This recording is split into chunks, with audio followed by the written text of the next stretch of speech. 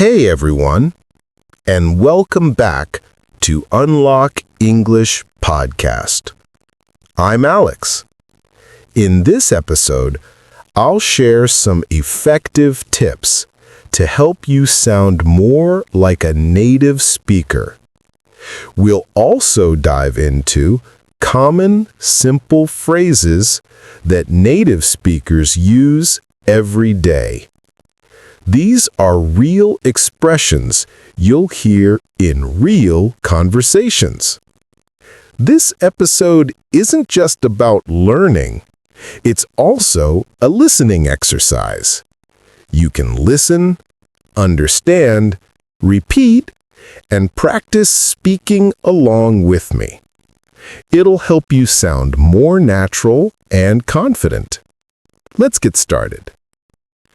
So, let's start with a question. What does it really mean to speak like a native? Many learners think it means perfect grammar, using lots of fancy words, or having a flawless UK, US, or Australian accent. But the truth is, that's not what it's about. Speaking like a native doesn't require big, complex words. It doesn't mean speaking super fast, and it certainly doesn't mean losing your own personal style. To speak like a native means something much simpler. It means speaking in a way that feels natural, relaxed, and authentic. Not like a textbook, but like a real person. In fact, many native speakers don't speak perfectly. They might make small grammar errors. They pause and restart their sentences. They use short, simple phrases, and they often speak casually. And that's perfectly fine. What makes their speech sound native isn't perfection. It's the rhythm, the tone, and the use of everyday English. Now that we understand what speaking like a native truly means, let's look at what native English speakers actually do. What makes their speech sound so natural and easy to follow? Native speakers almost always use contractions in daily conversation. A contraction is a shortened form of two words. For instance, instead of saying, "I am very tired today," a native speaker would typically say, "I'm very tired today." It's faster, smoother, and sounds more relaxed. Using contractions helps your English sound more like natural conversation. So instead of "I am," say "I'm." Instead of "you are," say "you're." Instead of "she is," say "she's." Also, native speakers don't always use long formal sentences. In fact, they often say just a few words, but those words convey a lot of meaning.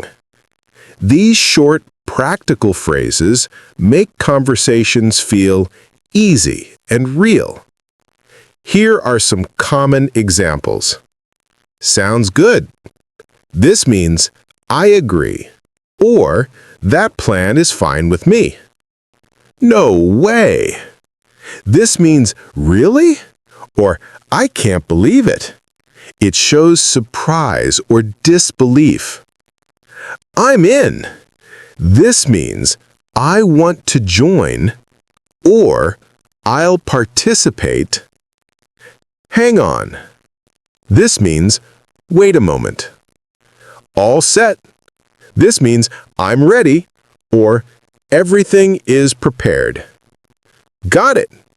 This means I understand. Will do. This means I will do that, usually in response to a request. I'm out. This means I'm not joining. I'm leaving. Or I'm not interested. My bad. This means that was my mistake. I apologize. Fair enough. This means that makes sense. Or I accept your point. No worries. This is very common, especially in Britain. It means it's okay. Don't worry about it. Or sometimes, you're welcome. These are just small expressions, but they're incredibly common. You'll hear them every day, with friends, at work, in shops, or on the phone. Learning these real-life phrases will help you sound more natural and fluent. Next, let's talk about pronunciation. In English, some words are spoken strongly, while others are said softly or quickly. Listen to this sentence. I don't want to go there. Notice that the important words, don't and go, are stressed or said strongly. The smaller words, like I, to, and there, are said more softly or quickly. This rhythm gives English a natural musical quality. Please don't stress about being perfect. Just start noticing this rhythm when you listen. Over time, your own speech will become smoother too. The first step is simply to notice the rhythm and stress. Here's another point. Native speakers often connect words when they speak quickly. This is called connected speech. Instead of saying each word distinctly, they blend them together. For example, what do you think becomes what do you think? And I'm going to go now becomes I'm gonna go now. You don't have to speak this way right away, but it's helpful to recognize it when you hear it. When you feel ready, you can try using connected speech to make your speaking sound more fluent. Another thing native speakers do is use language that fits the situation. They don't sound like a textbook. They sound like real people with real feelings. They say things like, "It's up to you," which means you decide. "I'll catch you later," which means see you later. "That's not my thing," which means I don't like it. "You nailed it," which means you did it perfectly.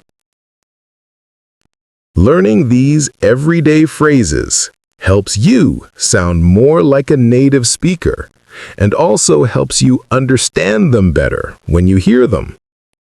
So, what can you take away from how native speakers talk? Here's a quick summary. They use contractions like I'm, she's, and there. They speak in short, natural phrases.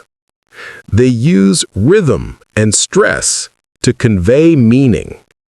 They connect words when speaking quickly. They use real-life expressions, not just formal grammar. Start by simply noticing these things when you listen. Then, little by little, try these habits in your own speaking. At a store, you can say, "I'm just looking, thanks." Or, "How much is this?"